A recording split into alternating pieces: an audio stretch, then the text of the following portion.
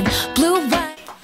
Hej alle sammen! Så i dag der skal jeg lave et samlet sommerhaul.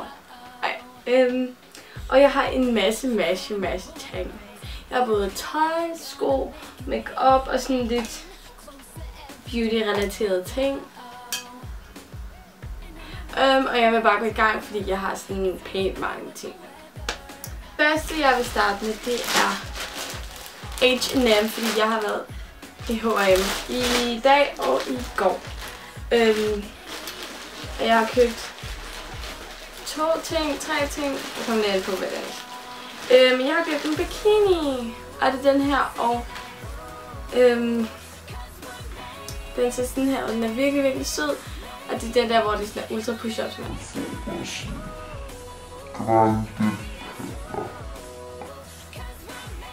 Den er fin nok, og det er jo bare en bikini, så det er ikke sådan.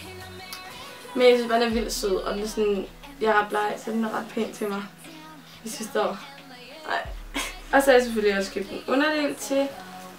Og jeg skal lige se, hvor meget den kostede. Den kostede 70 kroner for tilbud, og normalt koster den 150, så det var ret dejligt. Underdelen, det er bare det samme, og den kostede 50 kroner. Og ja, jeg ved ikke rigtig, om jeg sådan bruger den her også til overdelen, eller om jeg bare vil bruge sådan en basic til overdelen, men det finder jeg ud af. Det andet, jeg har købt i H&M, eller som jeg faktisk har fået, det meste af det, jeg har fået. Men det er sådan en sort maxi dress, og det er bare sådan totalt lige ned. Men jeg havde bare set nogen, der havde gået med den, og jeg synes bare, det var så pænt, så jeg tænkte, det er en god sommerkjole, og ja, det synes jeg bare er vildt sød. Den er meget, det er bare sådan en basic en, og den kostede 129 eller 130, og det er en størrelse small. Noget andet tøj, jeg har købt, det er noget fra Hollister og Abercrombie. Jeg købte den her kjole, eller min mor har. Det er lige meget, hvem der har købt det. Men det er den her kjole, og den er bare virkelig sød. Den ligner ret meget. Min veninde har en for Envy. Men jeg synes bare, den var vildt sød, fordi den havde det her sådan snor ting her i taljen. Og så er grå, det går bare helt vildt godt til mig, hvis I kan fornemme det. Den kostede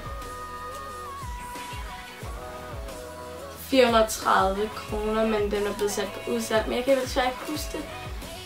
20 euro, for jeg købte det for den europæiske hjemmeside, tror jeg. Jeg ved ikke, det er også noget. Men jeg er bare vildt glad for den, og det er en størrelse medium, fordi de havde ikke flere i small. Og jeg tænkte sådan, den er alligevel over et eller andet oversize, så den vil være meget sød alligevel, tror jeg. Og så jeg købte de her vildt søde blonde shorts, og i starten så troede jeg, at sådan, kan I se det? Sådan lys, mørk. Men jeg købte de her, og de er også fra Hollister, og det er sådan vildt søde, og det er sådan blonder, sådan hernede. Så de er lidt tydeligere, og jeg troede virkelig, at de var gennemsigtige. Det er de heldigvis ikke, og de er i en størrelse small, og de er bare så søde. De er virkelig søde, de er bare virkelig hvide også. Jeg er ikke så vild med sådan helt hvide, men de er okay. Og rigtig søde sommershorts. Og de kostede 298 kroner. Så det vil sige 300 kroner. Og så fra Abercrombie har jeg købt de her shorts. Og det er sådan nogle højtalede. De er lidt beskidt. Jeg har haft dem på til en fest, så det er nok derfor, det er lidt beskidt. Men altså, de er lidt for store til mig. Jeg kommer til at købe min for stor størrelse, men jeg kommer et bælte i, og de sådan sidder op i sådan, de højtalede. Så lige under navnen, så de er bare rigtig søde, hvis man kommer sådan med mørkebrun bælte i. De er en størrelse 4, og jeg bruger normalt 2 eller sådan noget. Men ja, jeg ved ikke, hvor meget de kostede. Jo, de kostede 37,5 euro på tilbud. Så det var bare rigtig dejligt. Jeg elsker Abercrombie og Hollister. Det er sådan noget af det eneste tøj, jeg sådan virkelig går meget med. Andet fra Hollister, det er et par klipklapper, og de er bare virkelig søde, og de er bare sådan meget kedelige. Det er sådan, der er sådan den der fugl her, og så står der bare Hollister nede i bunden. Jeg ved ikke rigtig, om I kan se det. Men ja, de er en størrelse small, og det mener jeg er en 36-37. Og man kan også få dem i hvide. Og nogle andre farver. Nogle andre sko, jeg har købt. Nej, jeg har fået.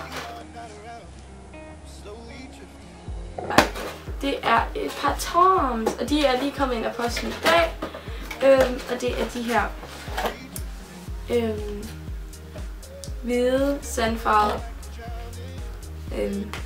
espadrilles. Jeg ved ikke, om der er nogen af jer, der kender Toms. Det er sådan det her.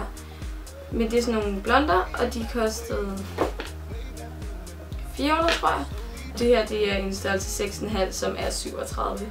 Eller 6,5 amerikansk størrelse, som er 37. Men de er bare rigtig søde, og så har de den her lædersål. Og der er ikke så meget at sige. Det minder lidt om sådan nogle Kina-sko for Irma, Føtex, whatever. De er bare lidt bedre kvalitet. Ellers så tror jeg ikke, de vil koste så meget mere. Men jeg glæder mig rigtig meget til at bruge dem. Jeg vil have dem i stedet for sandaler, fordi jeg er ikke så vild med sandaler eller ikke hvorfor. Men ja, de er bare vildt søde. Byrelaterede ting. Så har jeg fået købt, fordi jeg har været til EM i Bonn, som I måske ved, fordi der er lagt nogle videoer op om det her på kanalen. Men jeg har fået købt nogle få ting, så jeg vil bare hoppe hurtigt into it. Det var sådan en blanding af engelsk og dansk. Men jeg går bare ned i bønden. Jeg har fået købt... Ej, det er faktisk i Danmark, jeg har købt det her. Det er lidt fail. Men bare sådan nogle gennemsigtige elastikker. I kan selvfølgelig ikke se det, fordi de er gennemsigtige. De koster 19,5. Så det er bare for glitter. Så har jeg også... Okay, jeg tager lige det, der ikke er købt i Tyskland. Så har jeg bare fået købt en neglelakfjerner fra Matas. Og jeg er faktisk overrasket, hvor god den er. Fordi at jeg plejer altid at bruge sådan nogle... Sådan, jeg ved ikke, det er sådan, ja, det er lige meget. Men bare den her er virkelig god, og den sådan fjerner helt vildt hurtigt, og jeg er sådan, normalt så plejer jeg ikke at sådan kunne lide sådan noget, den er bare meget billig, så jeg ved ikke, om det er sådan, derfor jeg er sådan lidt.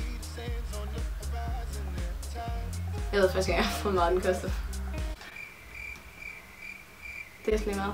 Den er god.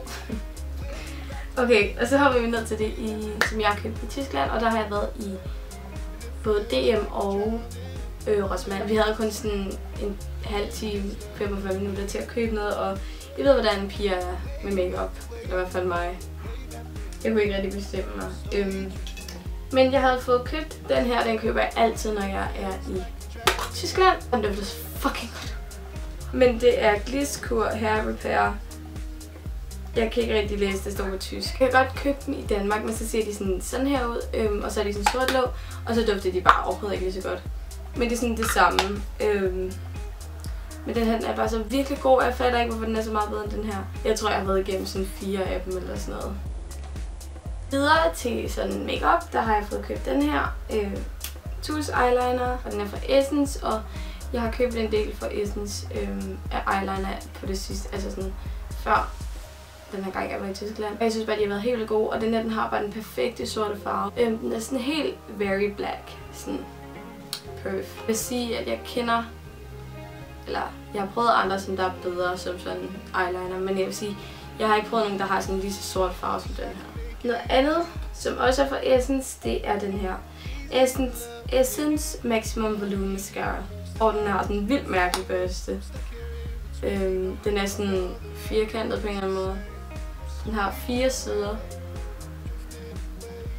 6 sider. Det var, altså igen, de er så billige, det her Essence, så det var bare noget igen, jeg bare lige skulle have hurtigt, fordi jeg manglede det. Så den her købte jeg, og den er også udmærket. Jeg kender mascara, der er bedre, men den er fin nok. Den er sådan, den er okay. Den næste jeg har, som er min aller yndlingsconcealer, det er Maybelline Fit Me Concealer, og den er i farven 15, mener jeg. Jeg har haft den før, og den sidste jeg havde, den købte jeg i New York, og så har jeg ikke ligesom kunnet få fat i den, fordi man ikke kunne få den i Danmark. Så jeg købte den, og jeg har den på i dag, og den er bare så god. Den er virkelig, virkelig god. Jeg bruger den mest under øjnene. Jeg beklager lidt, hvis det ser lidt anderledes ud her, men det er bare fordi, at mit kamera har kigget ud. Men den er virkelig god, og den koster sådan 6 € mere. Andet jeg også købte i Rossmann, det var en Villa Fix hårspray, og det er sådan en rejsestørrelse. Og jeg købte den, fordi at vi skulle til den der cheer-konkurrence, jeg havde sådan en kæmpe en med, og den gad jeg ikke rigtig at slæve rundt på, så jeg havde den her med. Jeg har en lille bitte smule tilbage, men jeg har stort set brugt den hele, så det er ret ekstremt. Den er virkelig god, og den Den hedder Vellafix Form Finish Ultra Strong.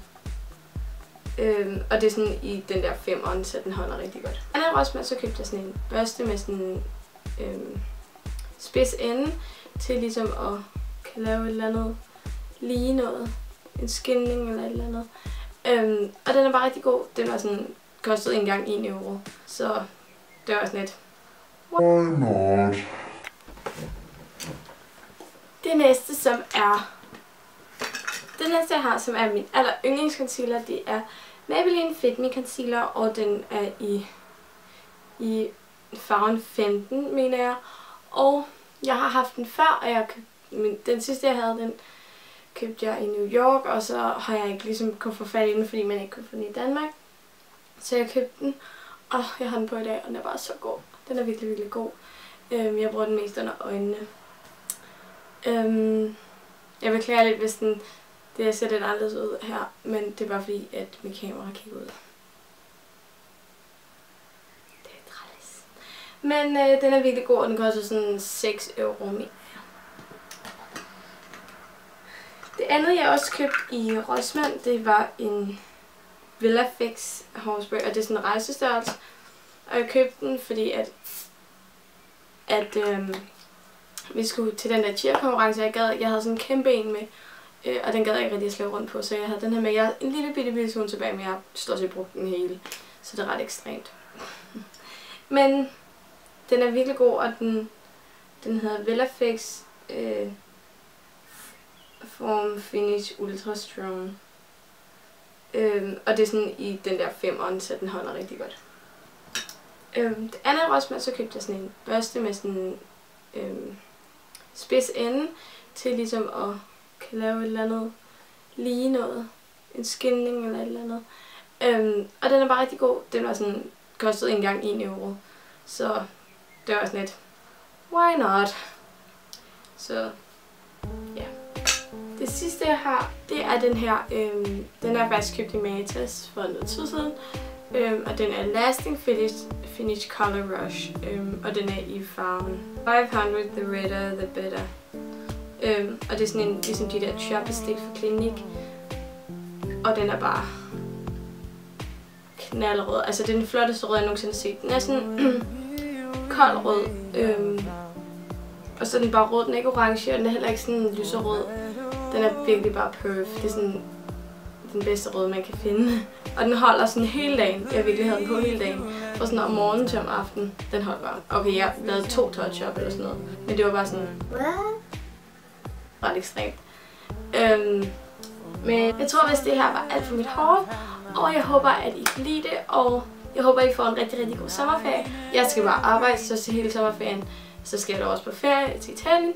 Men ja, jeg håber, at I andre virkelig nyder sommerferien. Og får jeg nogle is og noget koldt skål og nogle jordbær.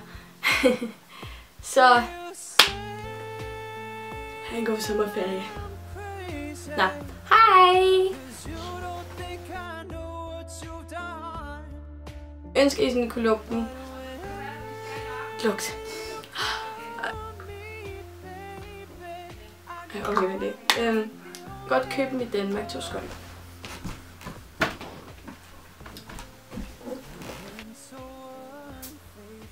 Mener jeg. Ja, og videre til beauty-relateret video. Nej.